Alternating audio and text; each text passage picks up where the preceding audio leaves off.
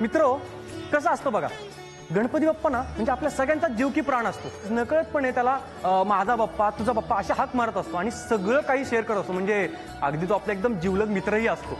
आणि तो सुद्धा ना आशीर्वाद देताना कसलाही विचार नाही करत. म्हणजे गरीब आहे, श्रीमंत आहे, त्याची जात कुठली, त्याचा धर्म कुठला आहे, काही न पाहता तो आशीर्वाद देत असतो. मित्रांनो, प्रेमातही असंच काहीसं असतं. आपण प्रेमात पडताना ना समोरच्याचं वय काय, तो श्रीमंत आहे का, त्याची जात काय, याचा कसलाही विचार न करता आपण प्रेमात पडतो. आपल्या झी मराठीवर अशीच एक नुकतीच मालिका सुरू झाली आहे, जिचं नाव आहे तुला पाहते रे. चला तर मग आजच्या भागात आपण भेटूयात तुला पाहते रेच्या कुटुंबाला.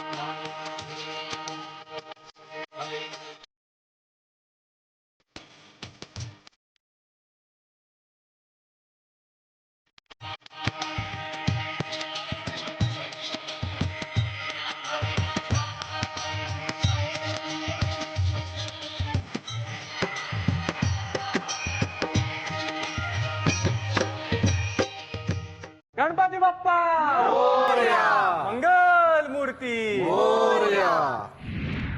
गणपती बाप्पा मोरया, मंगल मूर्ती मोरया. आपल्यासोबत आहे आज तुला पाहते रेची टीम. तर तुम्हा सगळ्यांचं मी पुन्हा एकदा मनपूर्वक स्वागत करतो. थँक्यू. सुबोध सर, बऱ्याच काळाने तुम्ही परत झीशी निगडीत आलात, तर काय सांगाल नवीन मालिकेबद्दल? माझ्या आयुष्यातल्या प्रत्येक टप्प्यावर मी झी बरोबर मालिका केली. माझ्या करिअरची सुरुवात झीच्या मालिकेपासून झाली. तेव्हा अल्फा मराठी होतं. गीत रामायण माझी पहिली मालिका. मग पेशवाई, मग आभाळमाया, रिमझिम, अवंतिका, वादळवाट, ऋणानुबंध.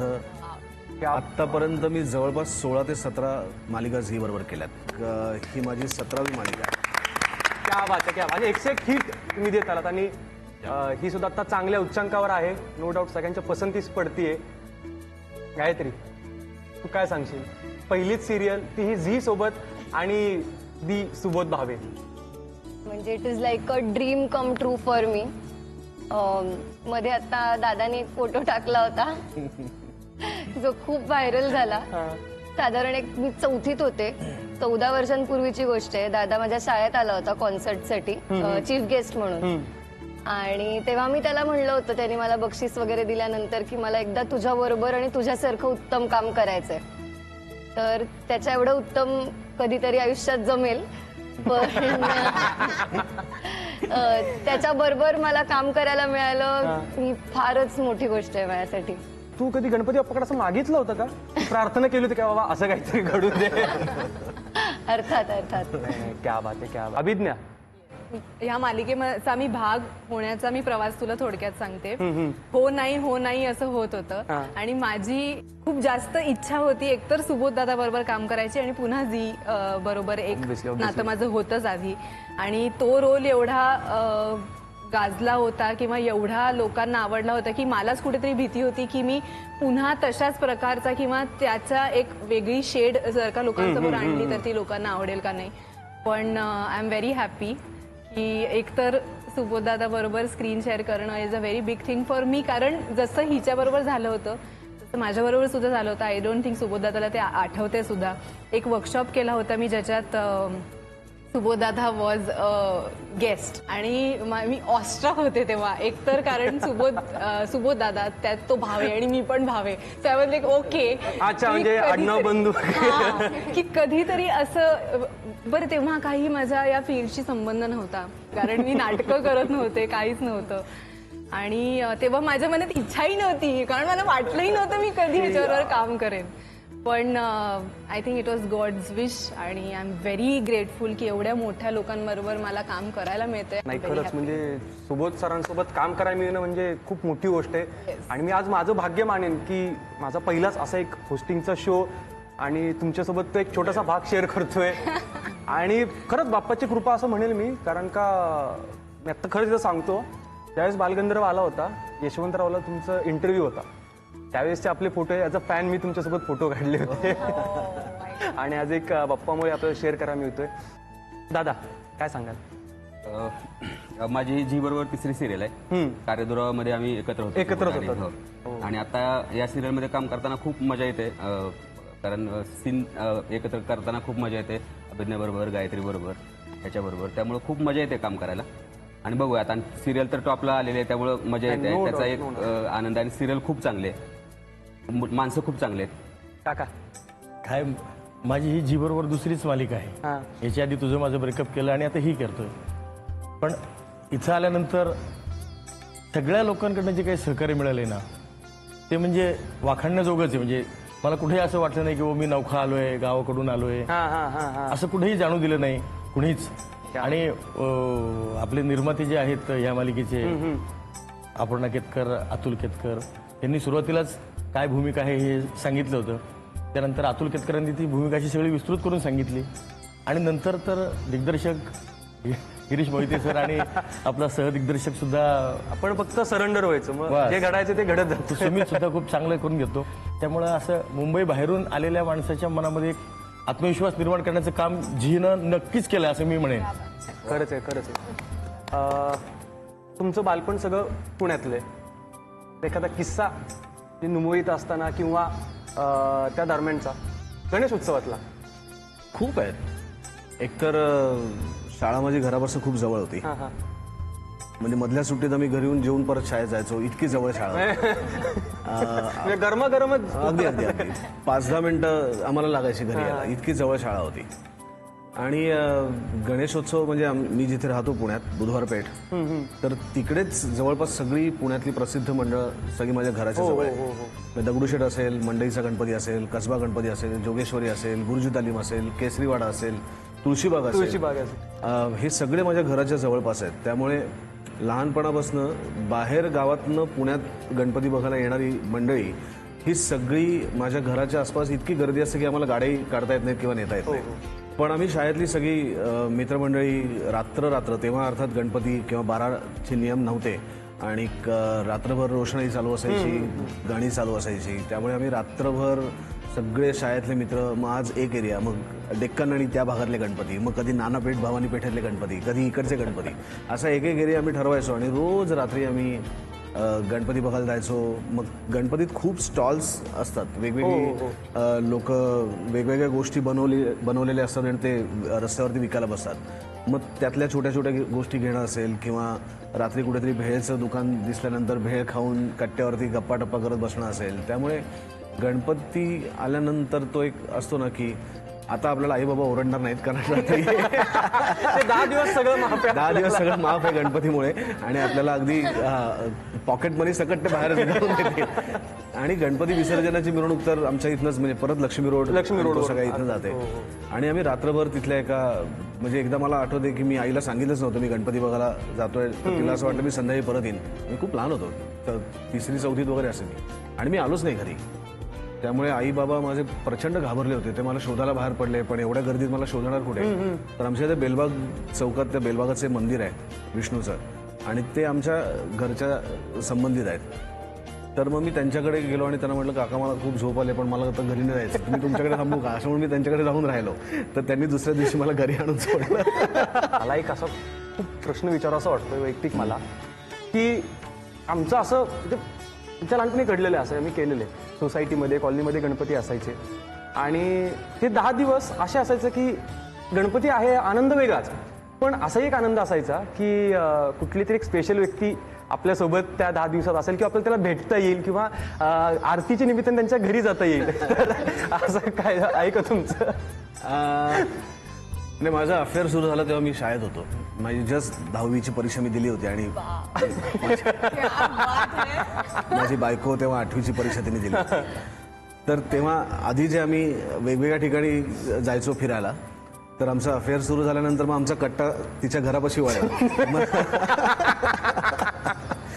मग रात्रभर आम्ही तिच्या घरापाशीच बाजूला त्यांना दिसणार नाही अशा ठिकाणी आम्ही बसलेला असायचो आणि सतत खिडकीकडे बघत आपल्याला ते दिसलं पाहिजे. आपल्याला ते दिसलं.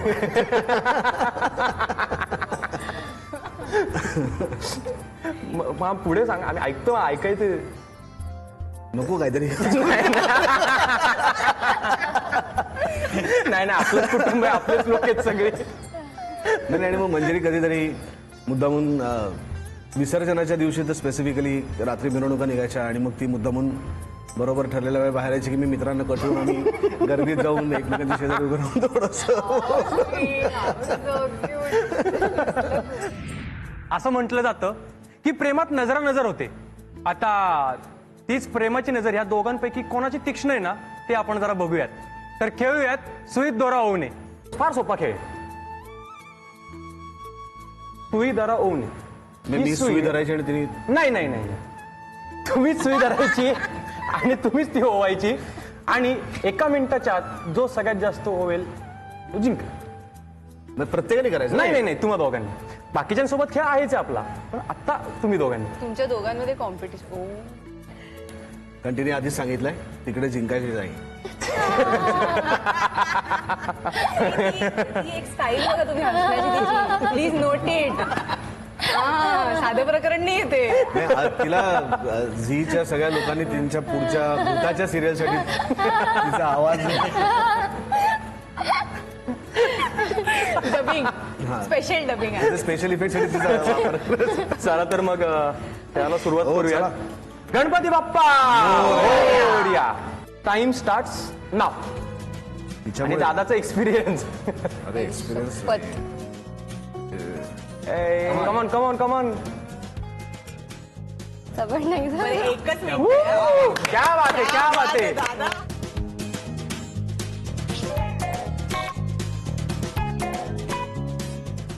काहीतरी दादाचा.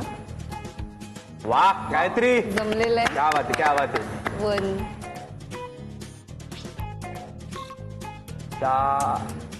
1 कमॉन कमॉन. शेवटचे 10 सेकंद. 10 9 8 7 6 5 4 3 2 1.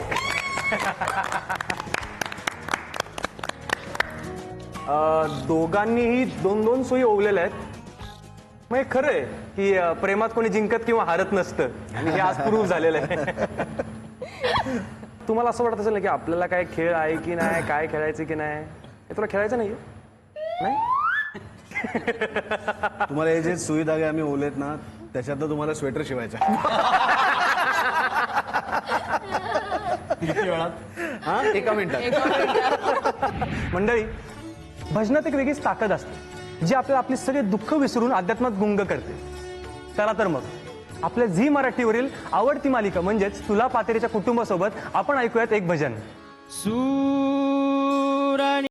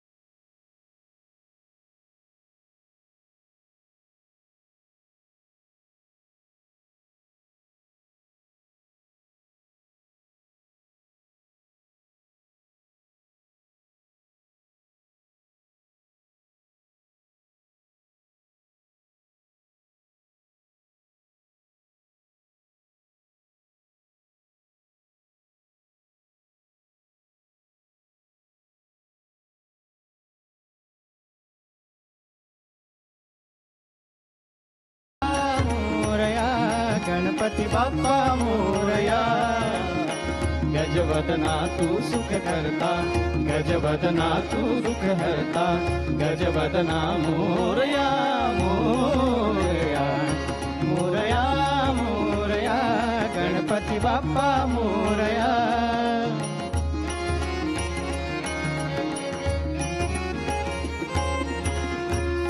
सुमनाने भरली ओंजळ नित्यरीती भावी चरणावर ताने बालक सुमधुर भासे भावतसे बाहो सुरातुन ओंकार गणपती ओंकार गणपती अधिपती सुखपती छंदपती गंधपती अधिपती सुखपती छंदपती गंधपती सुरपती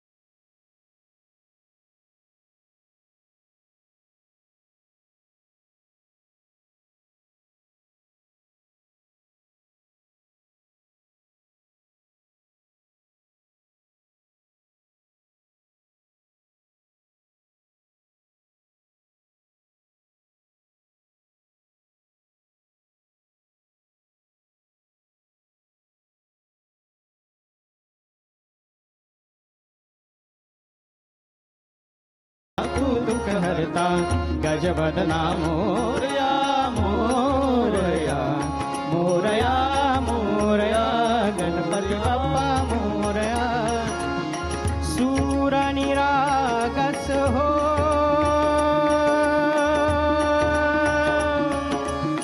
सूर निरागस हो गणपती बाप्पा मोरया मंगल मूर्ती क्या बात क्या बात.